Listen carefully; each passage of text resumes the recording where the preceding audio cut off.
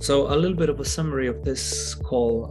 Loved the action that we were talking about with such various professionals from financial industry. They are all basically tackling the same issue, which is risk reduction and making the best experience for all of their customers from various different angles. We've seen examples of 2-3 different banks in this case tackling the same issue, battling the same risk, fraud and customer experience, but coming from completely different angles.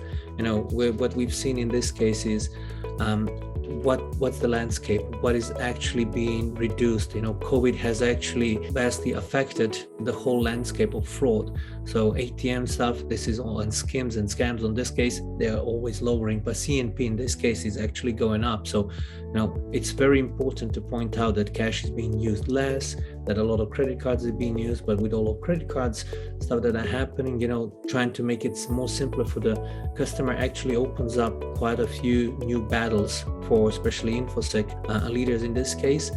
But overall, utilizing AI and ML in this case, it's beautiful to see how different solutions are basically plug and play, but actually utilizing behavior analytics, but then reducing the risk, making all of this a more frictionless process for us at the end as customers.